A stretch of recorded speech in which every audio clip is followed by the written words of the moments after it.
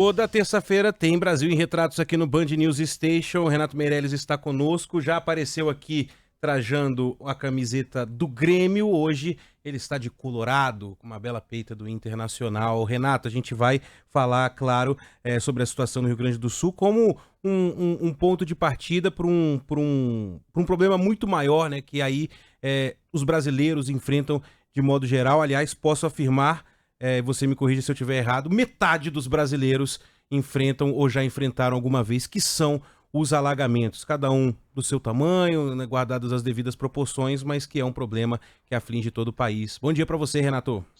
Bom dia, Ivan, bom dia, Débora, bom dia a todo mundo que nos segue aqui na Band News. Conforme prometido na semana passada, hoje eu tenho orgulho de vestir a camisa do Internacional de Porto Alegre, do Colorado, querido, numa homenagem à população do Rio Grande do Sul que sofre aí com todos esses desastres climáticos.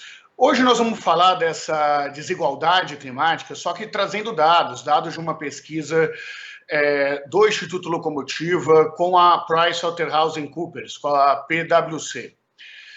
49% dos brasileiros hoje afirmam que enfrentaram o alagamento na rua onde moram ou trabalham em algum momento da vida.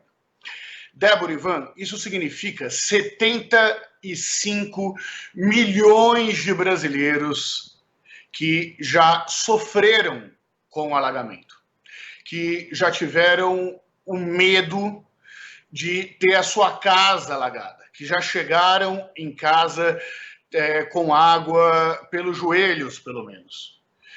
Isso é muito importante porque mostra que essa discussão sobre a crise climática deixa de ser uma preocupação com o futuro e passa a ser algo presente no dia a dia das pessoas. Não que seja bom ser presente no dia das pessoas, mas ela torna tangível essa preocupação. E tem um outro dado da pesquisa que mostra isso, que 3/4 dos brasileiros se preocupam com alagamento na rua em que moram ou trabalham. Ou seja, metade já viveu esse alagamento, 3/4 dos brasileiros têm medo que o alagamento exista, e isso traz um potencial gigantesco para que a população pressione o poder público para contenção de danos dos alagamentos, mas mais importante que isso, para prevenção de danos do alagamento.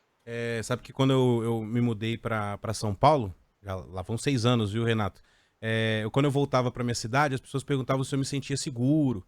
Porque estão acostumados muito a assistir noticiário policial, enfim, né?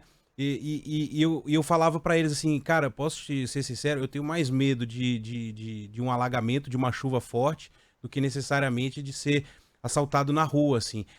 Isso que eu tô falando da maior cidade do país. Então, esse dado que você trouxe aqui dos 3/4 que se preocupam em enfrentar em algum momento algo desse tipo, é bem real, porque conversando com outros amigos, e a Débora que, poxa, é daqui, deve saber bem, né? As pessoas têm essa perspectiva. Então imagina lugares, né, Débora, que não tem essa estrutura. Não, e agora em São Paulo, você passa por alguns trechos onde há uma placa, área sujeita a alagamento. Então a pesquisa mostrou, né, essa preocupação, Renato, em relação a endereços que possam alagar o endereço residencial onde a pessoa mora ou onde ela trabalha. A gente está incluindo aí ou no trajeto, no transporte também, que tem gente que fica ilhada e quando sobe, sobe muito rápido. E são pontos que alagam há anos. A gente não está falando de uma novidade. Agora veio uma chuva atípica, porque isso tem sido meio comum da gente falar. Choveu acima do esperado. São pontos, são bairros que alagam há 10, 20, 30, 40 anos. E aí uma vez ou outra surge uma obra aqui, outra ali. Não, agora vai melhorar. E parece que não tem solução, né, Renato? Parece que não tem solução por duas razões. Primeiro, que os investimentos não ocorrem na velocidade e no tamanho que deveriam ser feitos. A segunda razão é que a crise climática tem tornado cada vez mais frequente essas chuvas torrenciais. Nós estamos agora acompanhando a tragédia de Porto Alegre, da grande Porto Alegre, e acompanhando também que no ano passado já tínhamos aí outra inundação. Tivemos em setembro outras inundações na mesma região, não nessa força, não nesse tamanho, mas já tivemos isso. E, ao contrário de aumentar o investimento nessas tragédias, a prefeitura, esse ano, não aplicou um único real no combate às enchentes. Então, é uma triste realidade, onde, de um lado, a crise climática cala a boca dos negacionistas climáticos, eles vêm com força. Agora é no sul do país, mas nós vamos lembrar no carnaval retrasado o que aconteceu no litoral norte de São Paulo, que também foram chuvas torrenciais, ou o que aconteceu há pouco tempo no Rio de Janeiro, alguns meses atrás. E, por outro lado, uma falta de investimento do setor público. Por quê?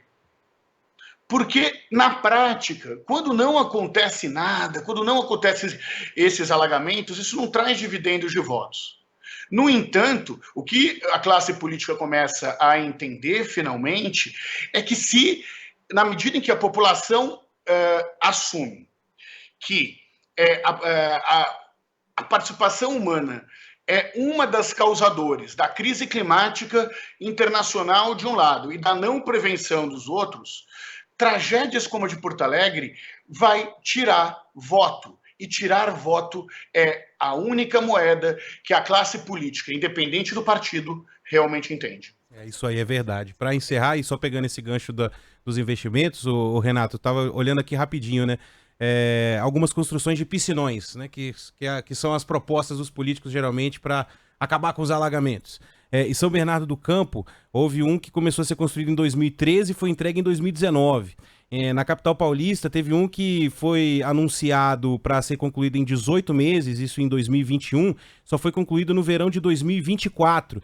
Quer dizer, nesse tempo em que se constrói um piscinão, quantas pessoas se mudaram, cresceram, quantas comunidades cresceram, é uma coisa que não acompanha o mesmo ritmo mesmo, né? O investimento e o crescimento das cidades. Mas para finalizar aqui a sua participação hoje, eu queria abordar um outro dado aqui dessa pesquisa bem rapidinho, que é o seguinte: você fala muito sobre a desigualdade climática, né? E é algo que é muito importante a gente sempre pontuar, mas é interessante como, em relação à preocupação em enfrentar alagamentos, não há tanta divisão, né, de classe social, enfim, da onde você mora, se você ganha bem, se você ganha mal, se você é preto ou branco, é tudo muito parecido. Os números da pesquisa são muito parecidos para todo mundo e de todas as classes, né?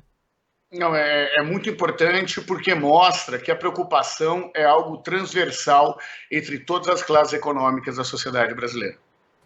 Muito bem, Renato Meireles, a gente volta a conversar na semana que vem, aqui na programação da Band News FM. Sempre um prazer bater esse papo contigo. Bom trabalho.